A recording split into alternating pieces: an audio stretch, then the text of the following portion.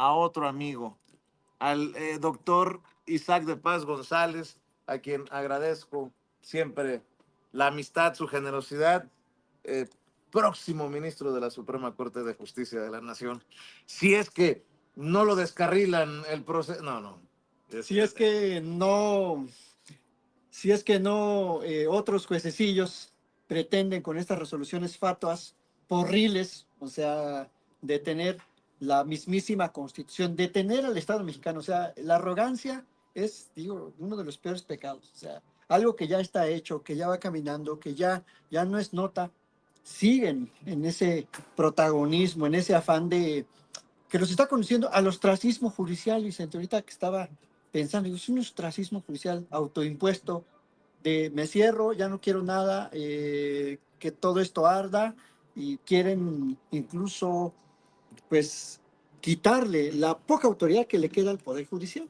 O sea, esto es para es de locos, ¿no? a sus propios colegas, a gente que sí está interesada. Hay magistradas muy talentosas, muy buenas magistradas que yo conozco, constitucionalistas, que es el único comité que se postularon y pues ahorita están ya fuera por un señor de allá de Michoacán, de Morelia, un juez de Morelia que dijo que no. Bueno, la realidad es que el de Morelia seguramente sigue las instrucciones de aquí, de un ladito, Suárez 1, Vicente, y creo que, y esto pues me hago responsable de lo que voy a decir, que es lo que yo pienso, creo que forma parte también de una estrategia internacional, Vicente. Quieren empantanar el proceso para decir luego ante instancias internacionales que se desobedecieron amparos, que hubo un estado de ilegalidad. Que el autoritarismo sí, pasó por encima, arrolló al Poder Judicial. Ajá, y que entonces tiene que ser la Comisión Interamericana y luego la Corte quien deba poner orden y condenar al Estado mexicano. No importa que sea dentro de 10 años o 15 o 20, pero que quede constancia. Y también, claro, para que les paguen su reparación de la violación gravísima a sus derechos que les ha causado esta reforma. Esa es una estrategia así, más o menos como decía pues la consejera presidenta del INE, perversa, pero además es una estrategia vil, o sea, es una estrategia de vil ostracismo judicial. Y creo que no se vale porque hay mucha gente que debemos apoyar la Constitución, diga lo que diga, y debemos de hacer que esa Constitución funcione para la mayoría de los intereses del pueblo mexicano. A mí me da risa con muchos opinólogos, comentócratas, que dicen, estos ya rayan en ¿cómo le dicen? En teorías conspiracionistas, eso de que hay un complot internacional, y luego salen, por favor, Trump, mete la mano aquí en Estados Unidos, o lo que hemos visto en Venezuela, por ejemplo, doctor. Lo vimos aquí, en el Ángel de la Independencia, gente del Poder Judicial y yendo a pedirle allá a la embajada, en un vil acto de entreguismo, de antipatriotismo, de pues, básicamente que están cometiendo un delito de traición a la patria, diciendo, por favor, Estados Unidos, tienes que intervenir en México. Primer acto. Segundo acto, segundo tipo de actos, hay quejas, hay ya solicitudes de audiencias temáticas sobre independencia judicial en la Comisión Interamericana. O sea, los abogados siempre lo que decimos lo debemos sostener con hechos, con evidencias, con documentos. Ahí están los documentos, ahí están cómo algunas asociaciones están yendo a la Comisión Interamericana a llevar esos temas. ¿Cómo fueron a Washington? Muy al estilo panista. Claro, claro, claro. O sea, me hiciste acordar de Marco Cortés o de Mariana Gómez del Campo. O de la candidata del PRIAN, que me disculpe porque no le gusta ver que le digan la candidata. Y todos esos, buscando de seguro, ya hablaron con Almugres y con toda esa gente, y están ahí queriendo construir su Inter-American Case, su caso de estudio, para luego decir que hubo una serie de ilegalidades, que se desobedecieron las órdenes de un juez, puede ser de Veracruz, de Morelia, de donde sea, pero son órdenes inexequibles, son órdenes espurias, órdenes fatuas, y que está bien que los comités del Poder Legislativo y del Poder Ejecutivo, pues como las llamaras a misa, o sea, que no les hagan caso, porque sería absurdo frenar el derecho que ya tiene la gente a participar en un proceso electoral, es decir, a ejercer sus derechos políticos, y el derecho que tienen también las gentes que están aspirando a ser nombrados, a participar en los siguientes procesos y luego en la elección, que son de la judicatura. O sea, se está Me, dando balas en el pie. me imagino que tú como constitucionalista, doctor, también estás al pendiente del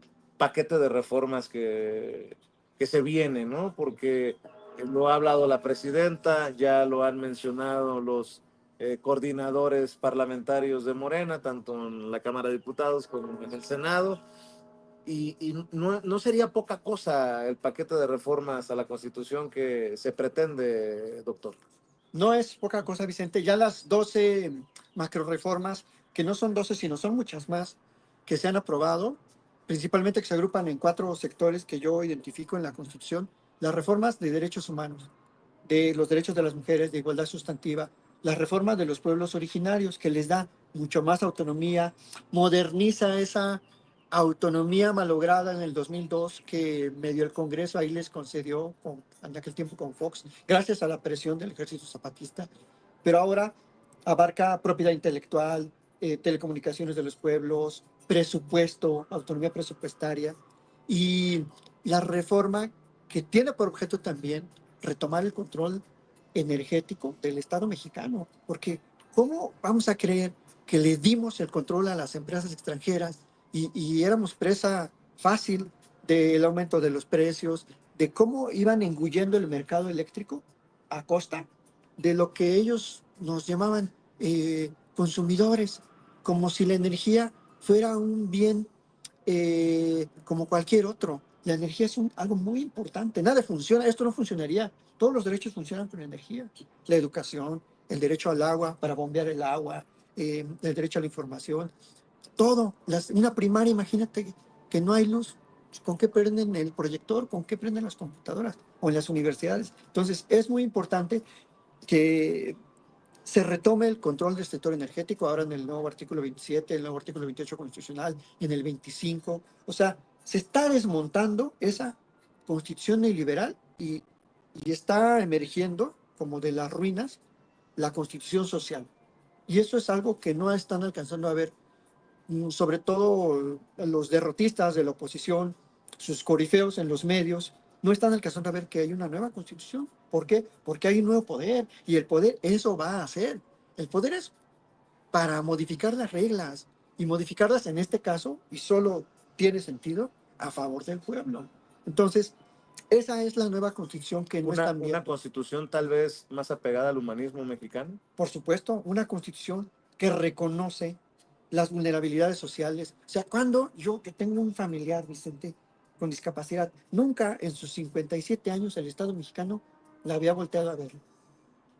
¿Cómo no voy a estar de acuerdo? Pero no, aunque no fuera mi familiar, mucha gente que conozco que tiene una discapacidad auditiva o sobre todo intelectual, emocional, ahora recibe un dinerito y con eso O vive. los señores y señoras de la tercera edad, Claro, adultos hay mayores. gente de 70, de 80 que yo conozco en mi pueblo, que pues, se dedican a vender leña, a juntar sus varitas, sus leñas, y irse a vender, porque hay gente que todavía cocina con comal, con fuego. Y eso no lo van a ver esta gente que anda aquí en Polanco, que piensa que la República es Mazarik y las plazas estas rimbombantes.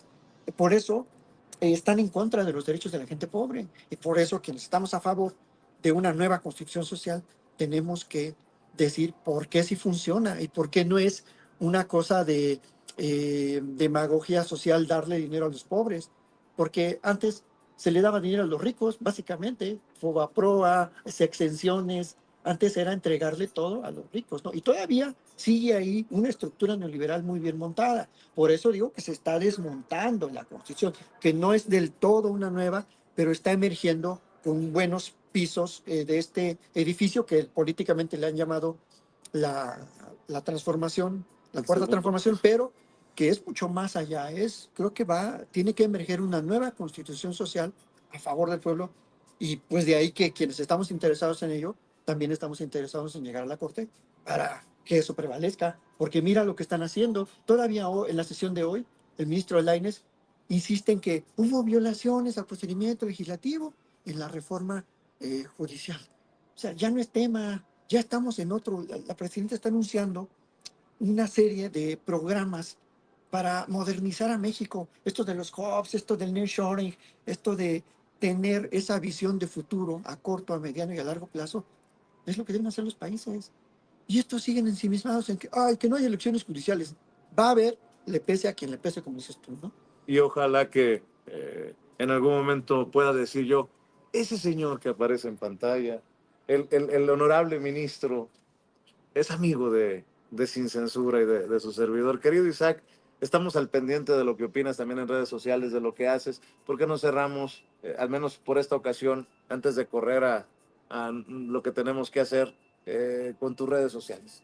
Gracias, Vicente. Bueno, sobre todo agradecerte que fuiste uno de los primeros grandes comunicadores que me abrió el espacio y no solo a mí, a mucha gente que básicamente pues tiene un afán de divulgación o a gente como hace rato, a la señora de Pasadena, a la paisana, a gente del pueblo. Y eso creo que ninguna plataforma, ningún Juay de Rito, ningún Cero Gómez lo va a lograr nunca jamás. O sea, el cariño de la gente y el hablarle directo a la gente creo que es algo que todos tenemos que agradecerle a Sin Censura. Así que muchas gracias. Suscríbanse a Isaac de Paz González en YouTube y en Twitter o X, @Isaac de Paz con Z. Muchas gracias. No, muchas gracias. Ya me hizo el día el doctor Isaac de Paz González, muy generoso siempre, el próximo ministro de la Suprema Corte de... Eso lo digo yo, no lo dice él, para que luego no empiecen con sus cosas. Mi querido Toño, permíteme regresar las cámaras y los micrófonos de Sin Censura ya contigo, mientras precisamente nos arrancamos al compromiso que tenemos el doctor Isaac de Paz González y tu servidor. Yo les digo, aquí no paramos, ¿eh? No piensen que porque, oye, no está Vicente en pantalla, se ha de estar rascando el izquierdo, no. Andamos chicoteados, como decimos por allá en Sonora, y por eso,